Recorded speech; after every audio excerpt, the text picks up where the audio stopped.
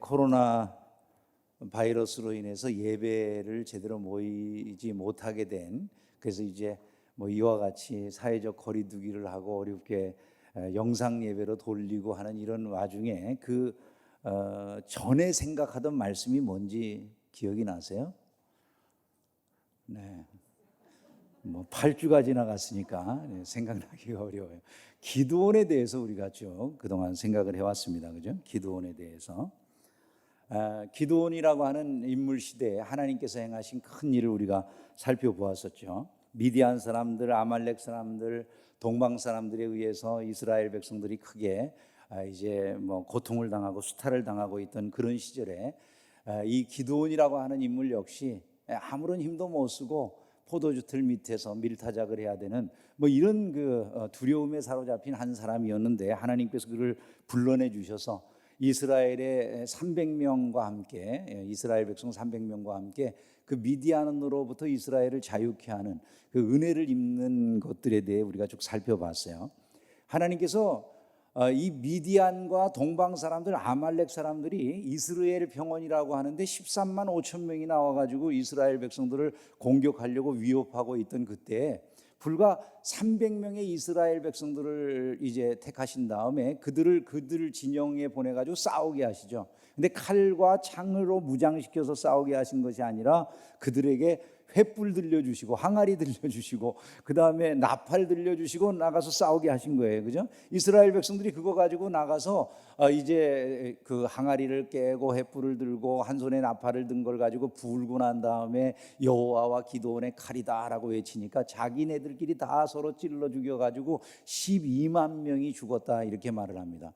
그럼 13만 5천 명이 들어왔으니까 12만 명이 죽고 난 다음에 나머지 15,000명은 이제 도망간 거죠. 그죠? 이 도망가는 과정에서 이제 이 기드온과 그 300명이 그들을 쫓아가요. 기드온과 300명은 이 전쟁이 처음에서 끝까지 다 하나님이 행하시는 전쟁이다라고 하는 것을 이해를 했어요. 왜냐하면 자기네들이 그 300명으로 13만 5천 명을 상대해서 이길 수 있는 가능성은 전혀 없다는 것을 이들이 잘 알고 있었던 거예요. 왜냐하면 하나님이 숫자를 300명으로 줄이실 때 그 목표가 무엇이었습니까? 이스라엘 백성들이 혹시라도 이 전쟁을 우리가 행해가지고 이긴 거야 라고 생각하는 일을 막기 위해서 하나님이 300명으로 줄여버리신 것이다, 이렇게 성경이 말씀하고 있다는 걸 우리가 살펴본 적이 있었죠. 그러니까 이 전쟁은 처음부터 끝까지 하나님께서 행하신 하나님의 전쟁이었다, 그렇게 말할 수가 있고, 이 기드온은 그 전쟁에 참전한 사람이다라는 마음으로 그 전쟁을 지금 수행하고 있다고 봐야 되는 것이죠. 그러다 보니까 전쟁에 공로를 놓고 싸울 필요도 없었어요. 왜냐하면 에브라임이라고 하는 지파가 이 전쟁에 왜 우리를 초기부터 불러내지 않았느냐고 화를 낼 때에도 너희들이 오렙과 스웹을 너희들이 잡았잖아, 그들의 방백을 너희들이 잡아 죽인 거 아니야? 그것은 너희들이 우리보다 더 큰 일을 한 거야, 그렇게 인정해 줄 수 있었던 건 이 전쟁이 철저하게 하나님의 손에 달린 거다, 그것을 그 마음속으로 인식하고 있었기 때문에 할 수 있던 일이다, 이렇게 생각을 할 수가 있는 겁니다. 이제 이 300명은 끝까지 15,000명 남아있는 그 잔당을 추격해가지고 그들의 뒤를 쫓아갑니다. 그런데 요단강을 건너서 이제 적들이 도망가 버렸어요. 근데 이 요단강 건너편까지 이 기드온과 그 300인이 쫓아갑니다.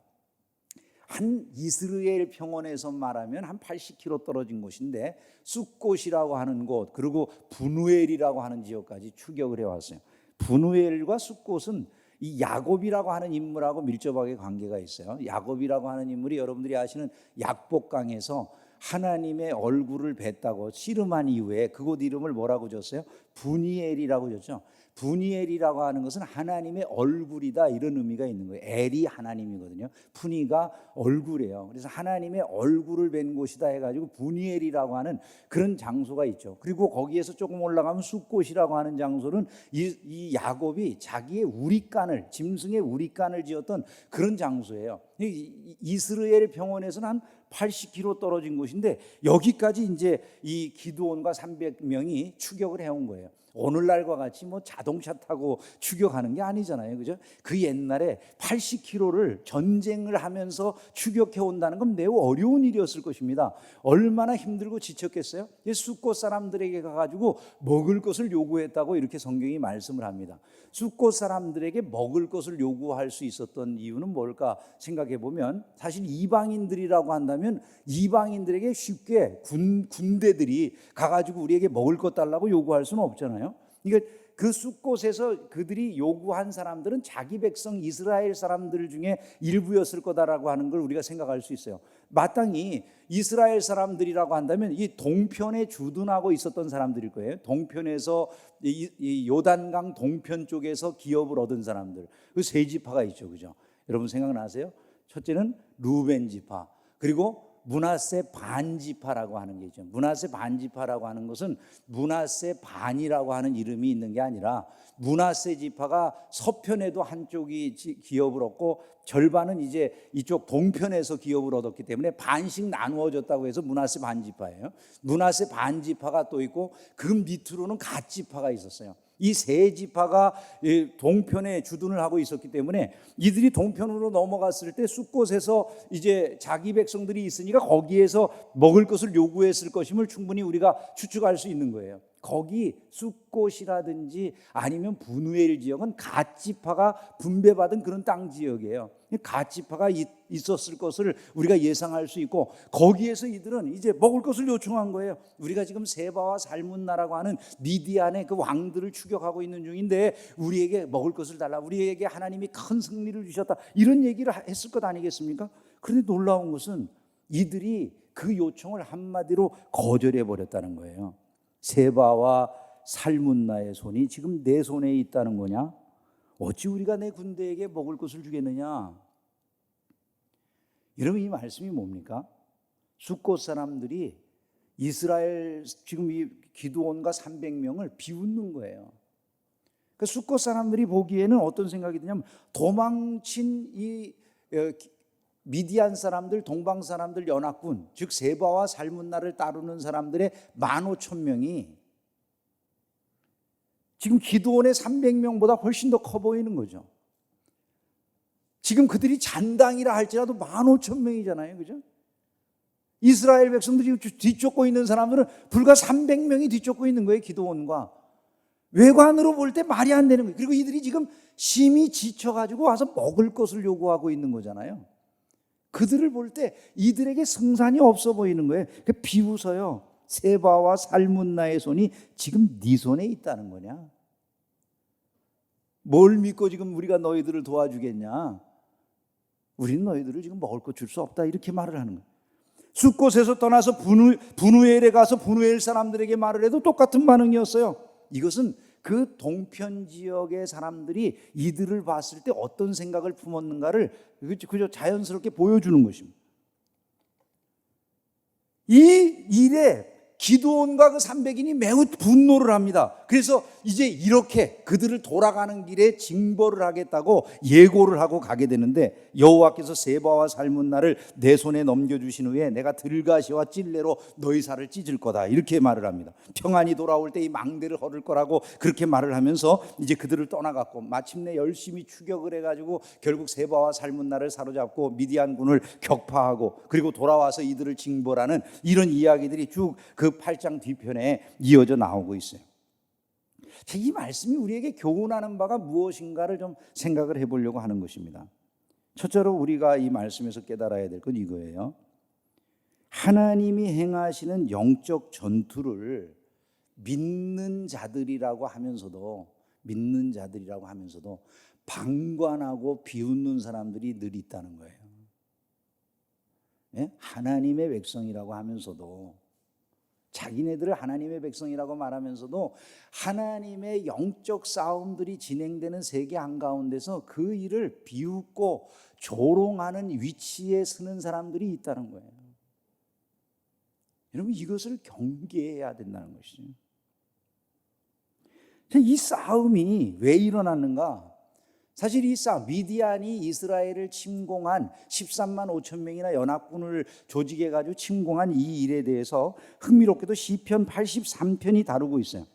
시편 83편에 가보면 그들의 귀인들이 오렙과 스앱 같게 하시며 그들의 모든 고관들은 세바와 살문나 같게 하소서. 같이 한번 그 다음을 읽어봅시다. 그들이 말하기를 우리가 하나님의 목장을 우리의 소유로 취하자 하였나이다. 이렇게 기록이 되어 있어요. 흥미롭죠, 이 말씀이.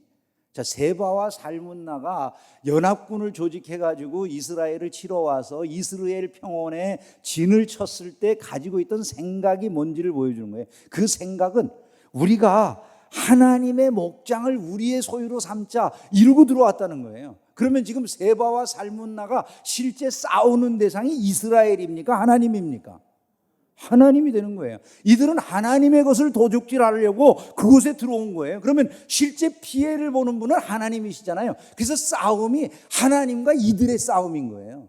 이스라엘과의 싸움이 아니에요. 하나님과 이들 간의 싸움이에요. 철저하게 하나님의 싸움이었다. 이렇게 우리가 생각할 수 있는 것이죠. 그런데 그 싸움을 그럼 하나님이 하고 계시는 가운데 기드온이나 이 300명은 거기에 같이 참전하고 있는 거예요. 하나님이 행하시는 일, 그 싸움에 자기네들은 함께 들어가 있는 것뿐이에요, 지금요. 그런데 사람들이 볼 때 이들의 모습이 보잘것없어 보여요. 왜냐하면 뒤에 계시는 진짜로 싸우시는 이미 12만 명을 치신 그 하나님은 사람들의 눈에는 보이지 않는다는 거예요. 누구에게만 보입니까? 영적으로 하나님을 아는 자들에게만 그것이 보인다는 거죠. 근데 이스라엘 백성이라고 하는 사람들이 하나님을 모르는 거예요. 믿는 사람들이라고 하는데 이 믿는 사람들이라고 하는 사람들 안에 하나님이 보이질 않아요. 여러분, 신앙생활하면서 하나님이 보여야 돼요. 하나님이 안 보이는 신앙생활이 무슨 신앙생활입니까? 겉으로 어떤 의식이 남아있고 아무리 화려한 것들이 있다 할지라도 내 눈에 하나님이 안 보이는데, 하나님이 아무런 역사도 하지 않는 그런 하나님인데 그 하나님이 나에게 무슨 의미가 있습니까? 신앙이 하나의 외형적인 모양만 남아있는 신앙은 참된 신앙일 수가 없는 거예요. 그러니 하나님의 일이 일어나는데도 비웃는 거죠. 내가 그동안 기도했어도 되는 일도 없어. 믿음 생활 열심히 한다고 무슨 소용이 있어? 이런 얘기들이 나올 수 있는 거예요. 세바와 살문나의 손이 지금 내 손에 있다는 거냐? 이런 말들, 그 조롱하는 말들이 나오게 되는 거예요. 그래서 기드온이 돌아가면서 이들을 징치하기 전에 하는 말이 뭡니까? 너희가 전에 나를 희롱했다라고 말을 해요. 그건 기드온을 희롱하는 겁니까? 하나님을 희롱하는 겁니까? 이 싸움이 하나님의 싸움이기 때문에 하나님을 희롱하는 거예요. 이들이 그렇게 행한 일은 다른 것이 아니죠. 눈에 보이는 세력만 따져보고 생각했기 때문인 거예요. 사람들은 예전이나 지금이나 똑같아요. 세력의 신을 의지하죠. 그죠? 그 대신에 강한 신을 공경할 것이라고 다니엘 11장 38절에 말을 했어요. 예전 성경에는 그게 세력의 신이라고 되어 있었어요. 세력의 신을 사람들이 섬기고 따른다. 이 세상 신은 세력의 신이에요. 사람들은 누구나 다 더 힘 있는 쪽, 능력 있는 쪽, 이런 것들을 따르게 되어 있어요. 이스라엘 백성들의 겉의 외양은 너무나도 보잘것없는 거죠. 지금 그들을 따라가고 있는 이 300명은 아무것도 아니에요. 그러나 하나님이 택해서 뽑은 자들인 거예요. 그들의 배후에 하나님이 함께하고 계시고 그 약속이 그들에게 주어져 있었음을 믿으시기를 주님의 이름으로 축원합니다. 육신대로 보면 망하는 거예요. 그래서 육신대로 보면 육신의 생각은 사망이요 영의 생각은 생명과 평안이니라. 육신의 생각은 하나님과 원수가 된다. 이렇게 말씀하고 있는 것이죠. 저와 여러분의 눈이 열려서 하나님 그분을 늘 뵙는 은혜가 있기를 주의 이름으로 축원합니다. 이들은 하나님의 백성으로서의 정체성을 잃어버렸어요. 아니 지금 갓 사람들이 자기네들이 진짜 이스라엘 사람들이라고 하면 이 숫꽃 지역에 있는 이들이 마땅히 이스라엘 백성들을 환영하고 환대하고 그들에게 먹을 것을 내주고 적을 따라가도록 이렇게 해야지 같은 편이잖아요. 그런데 그게 아니에요. 이스라엘인지 이방인인지 정체성이 구분이 안 되는 거예요. 소금이 맛을 잃으면 어떻게 됩니까, 여러분? 땅에 던져져서 밟힐 뿐이다라고 성경이 말씀하고 있다라는 것이. 정체성을 잃어버린 이스라엘은 더 이상 이스라엘이 아니다. 이렇게 말해도 과언이 아닌 것이죠. 세상을 변화시키는 능력도 미래의 소망도 없는 거예요.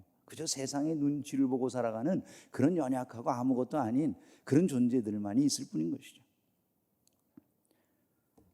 세상에서 영적 전투가 강력하게 벌어져도 그 영적 전투로 인한 이 피곤함이 믿음의 사람들, 진짜 믿음의 사람들을 멈추게 하지는 못한다는 거예요.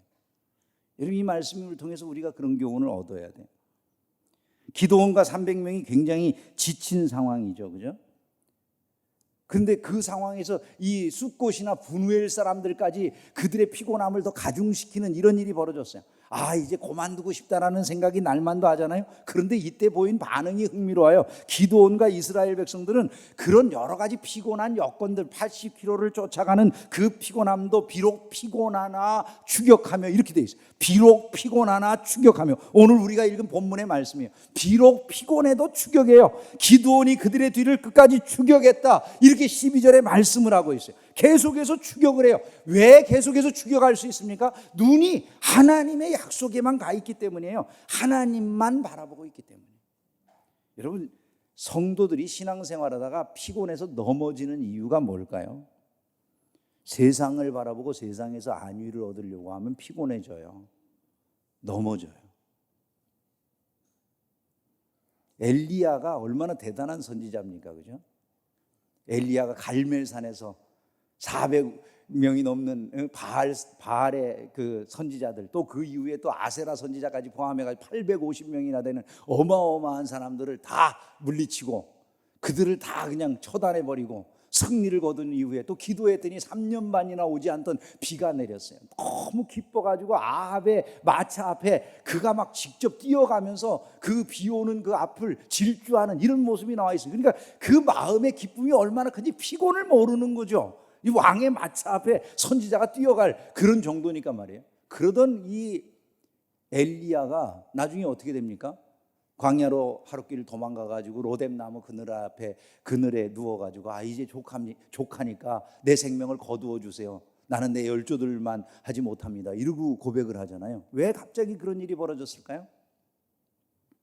그 벌어진 이유를 성경이 이렇게 설명을 해요. 열왕기상 19장 3절에 보면 저가 이 형편을 보고 일어나 그 생명을 위하여 도망했다. 엘리야의 눈에 뭐가 들어왔어요? 하나님이 아니라 형편이 들어왔어요. 그러니까 세상 형편이 들어오면요, 사람들은 다 마음이 꺾여요. 하나님을 의지하던 마음이, 절대자이신 하나님께서 내 길을 이끌어 가신다는 믿음으로 세상을 살던 마음이 세상의 형편을 바라보기 시작하면 그때 마음이 꺾이는 거예요. 이세벨이 나를 죽일지도 모른다. 갑자기 마음이 무너져 버렸어요. 그렇게 펄펄 뛰면서 앞장서 가던 사람이 마음이 한순간에 무너져, 모든 게 다 귀찮아졌어요. 피곤해서 그냥 가서 로뎀나무에 주저앉아가지고 이제 족하니까 하나님 내 영혼 걷어가세요, 이래요. 사람을 쳐다봐도 시험 들어요. 나는 내 조상들만 못해요. 조상들하고 비교하면서 조상들은 위대한 분들이 많지만 나는 그런 사람은 못 된다고요, 하나님. 여러분, 흥미롭습니다. 사람이 다른 사람하고 비교하기 시작하면 아무것도 못해요. 갑자기 세상 살기 싫어져요. 자, 1억을 연봉으로 1억 받는 사람이 있다고 해봅시다. 연봉으로 1억 받는 사람이 친구가 2억 받는다고 그러면은 행복도가 어느 정도일까요? 나는 연봉이 5천만 원인데 친구는 3천만 원밖에 못 받아요. 그때 행복을 느끼는 거하고 내가 1억을 연봉으로 받는데 친구는 2억 받을 때 행복도하고 어느 쪽이 큰 것 같으세요? 그게 사람이에요, 여러분.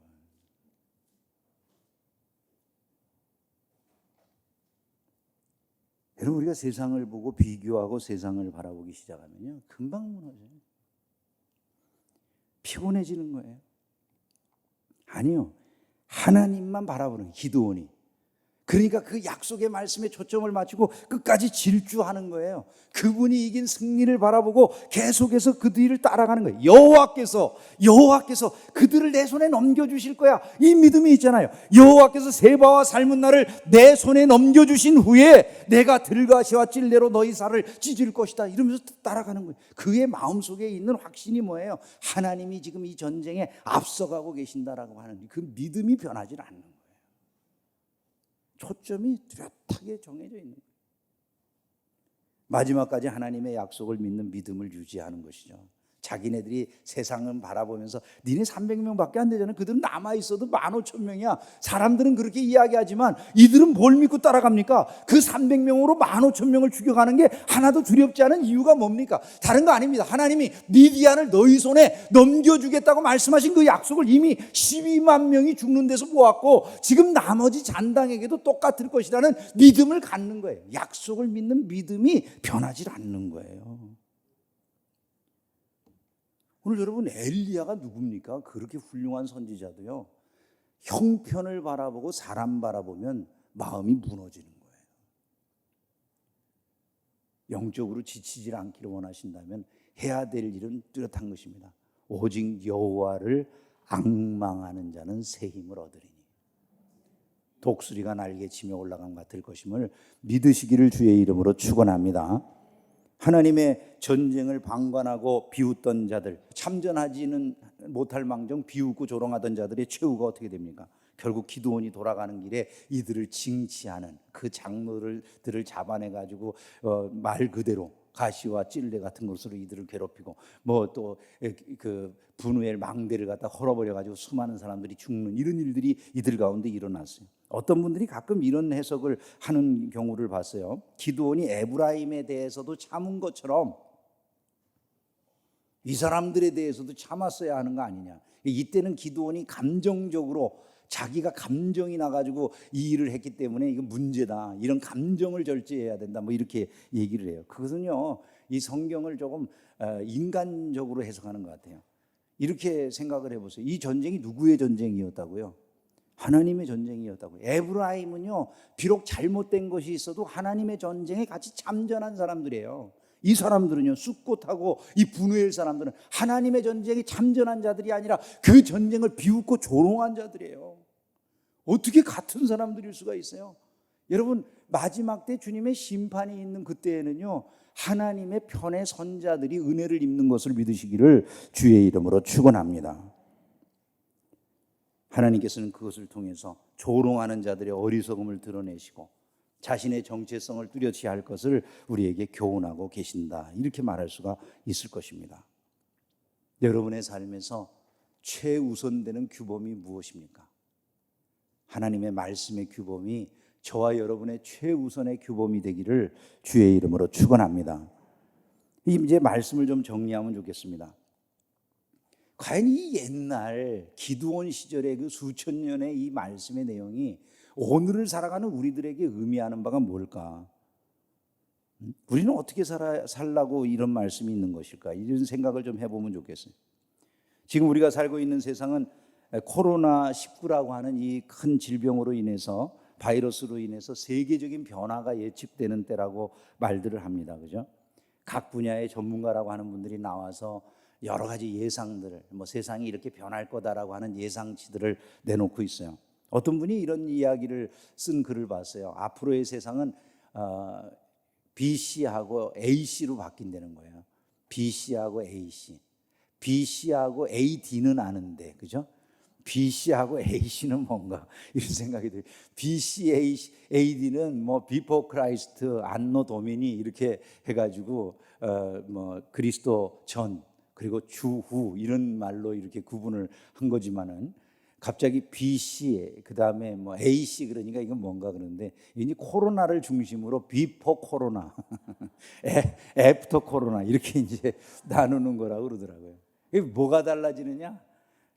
비포 코로나는 세계화 시대가 돼가지고 전 세계가 하나로 이제 서로 소통하고 뭐 왕래하고 여행도 하고 뭐 나누기도 하고, 예를 들어 중국에다 공장을 두고 중국에서 생산한 것들을 갖다가 싸게 영국도 쓰고 미국도 쓰고 우리나라도 쓰고 다 이렇게 함께 공동으로 여기는 공장하고 여기는 쓰는 데하고 뭐 저기는 관광업하고 서로 이렇게 그 사업을 할 수 있는 지구촌 시대가 열렸었다는 거죠.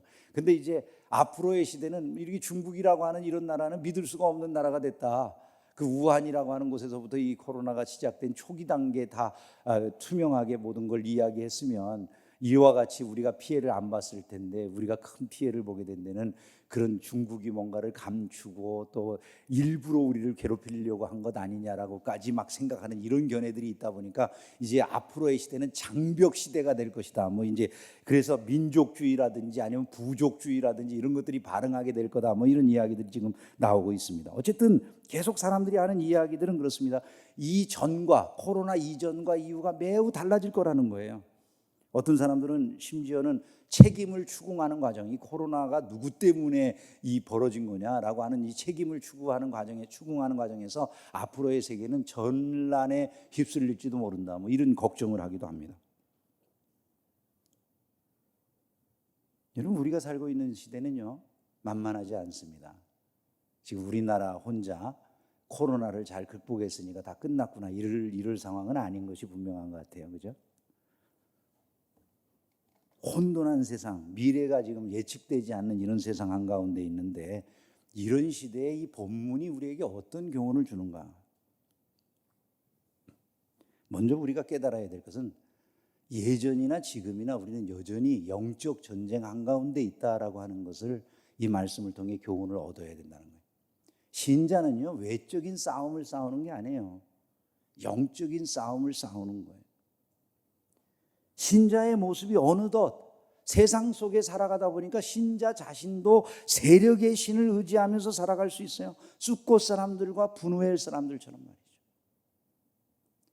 세상적으로 보이는 것 외에 영적으로는 아무것도 볼 줄 모르는, 하나님에 대해서 그분의 능력에 대해서 전혀 볼 줄 모르는, 그냥 종교의 껍데기만 남아있는 이런 신앙생활을 할 위험성들이 많이 있다고 말이에요.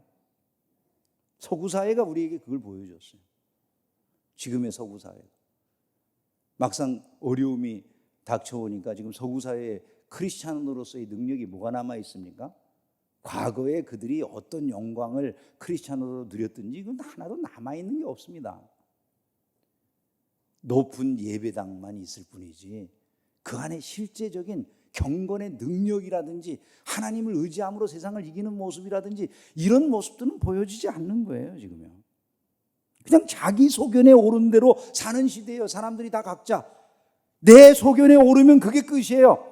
사사시대의 특징이 그거죠. 기드온이 사사시대를 살아가고 있는데 그 사사시대의 특징이 자기 소견에 오른 대로 행하는 거예요.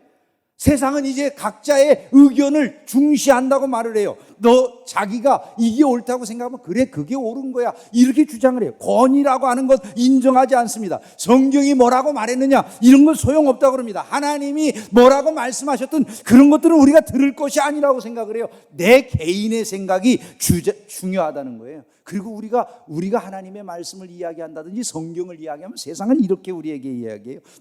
왜 너만 독특해? 너 때문에 분쟁이 있다고 이렇게 이야기를 한다고요. 그러다 보니까 신자들도 어느 날부터 세상의 눈치 보는 게 굉장히 익숙해져요. 그죠?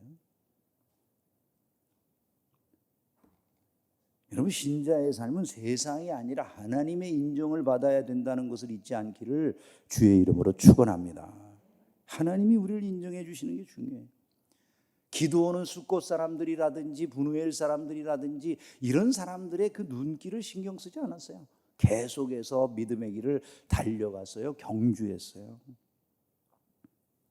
우리가 지금 해야 될 일이 그거예요. 이렇게 변화무쌍한 세상 한가운데서 우리들이 해야 될 일, 세상이 어떻게 변하든지 우리는 하나님 바라봐야 되는 것입니다. 약속을 의지해야 되는 것입니다. 그 길에 굳건하게 쓸 때 흔들리지 않고 영적 전쟁에 승리한다는 걸 믿으시기를 주의 이름으로 축원합니다. 그러면 여러분 이 세상이 어디로 갈까요? 과연 세상은 분명하게 말씀드릴 수 있는 게 주님의 말씀의 방향대로 가기 마련이라는 거예요. 사람들이 여러 가지 예측을 내놓죠. 뭐 미래학이 인기가 있어요. 앞으로의 세상이 이렇게 될 거다 저렇게 될 거다. 온갖 미래학들이 나와가지고 사람들의 마음을 정신을 이제 혼돈하게 만들어요. 사람들이 이 말 들으면 이 말이 그럴듯하고 저 말 들으면 저 말이 그럴듯해요.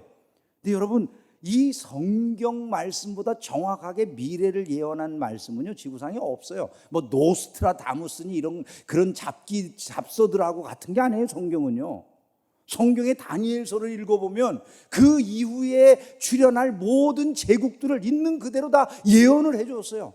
그리고 다니엘의 예언 그대로 제국들이 등장하고 없어지고 등장하고 없어지고 그 일이 이루어졌어요. 그의 예언은 지금까지도 남아있어요. 여전히 이루어지고 있는 과정이에요.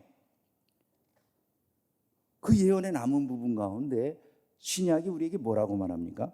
난리와 난리의 소문을 들을 때에 두려워하지 말라. 이런 일이 있어야 하되 아직 끝은 아니니라. 민족이 민족을, 나라가 나라를 대적하여 일어나겠고 곳곳에 지진이 있으며 기근이 있으리니 이는 재난의 시작이니라. 이렇게 말씀을 했어요. 그리고 복음이 먼저 만국에 전파되어야 끝이 온다, 이렇게 말을 했습니다. 여러분, 바울 시대에는 스페인이 끝인 줄 알았어요. 거기가 끝인 줄 알았는데 그게 아니잖아요. 지금과 같은 시대가 되니까 지구촌이 이렇게 둥글고 온 세상이 다 통행을 하면서 이제야말로 전 지구촌으로 복음이 확산되어 있는 시대라고 말할 수 있지 않습니까? 한번 여러분 생각해 보세요. 세계화가 끝나고 민족주의가 시작되고 각 나라와 나라가 실제로 각자가 나누어져 가지고 다투기 시작하는 시대가 된다면 신자라고 한다면 말이죠. 신자라고 한다면 말이죠. 어떤 생각을 해야 될 것 같으세요? 이 시대의 신자들이 해야 될 생각은 이겁니다. 지금이 혹시 이 성경이 말씀하고 있는 재난의 시작일 수도 있다, 이렇게 생각을 해야 되죠. 성도들의 삶의 미래에 늘 좋은 일만 있을 거다라는 게 아니라 이런 핍박도 있을 수 있구나, 이런 것들을 생각해야 되죠. 성경이 우리에게 뭐라고 말합니까? 항상 깨어 있으라, 이렇게 말을 해요. 항상 깨어있다라고 하는 얘기가 뭐예요? 그냥 눈 뜨고 있으라는 얘기예요? 그건 아닐 것입니다. 자, 도둑이 온다고 예고가 됐어요. 오늘 저녁에 저 집 털으러 간다 소문이 났어요. 그 집 사람들에게 알려줬어요. 오늘 니네 집에 도둑 들어, 얘기가 됐어요. 그러면 이 사람이 그러면서 깨어있으라고 하니까 깨어있었어요. 도둑이 들어왔어요. 다 훔쳐가는데 깨어있었어요. 그걸 깨어있다고 그래요? 깨어있으라고 하는 말은 뭐예요? 도둑이 들어오기 전에 그거를 방비하고 예비하라는 얘기가 포함되어 있는 거예요. 자, 주님이 내가 재림한다라고 말씀하실 때 깨어있으라고 하는 말은 그냥 눈 뜨고 있으라는 얘기가 아니라고요. 주님이 오실 날이 분명하니까 준비하는 자들이 돼야 된다는 거예요.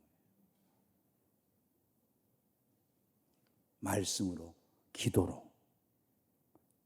준비하지 않던 어리석은 다섯 처녀는요, 주인의 잔치자리에, 결혼 혼인 잔치자리에 참석할 수가 없었어요. 경성에서 기다리는 마음이 우리에게 필요하다는 것을 기억하시기를 주의 이름으로 축원합니다. 지금 우리는 이제 새로운 정부가 구성이 됐어요. 이전보다는 훨씬 더 진보적인 정권이죠, 그죠?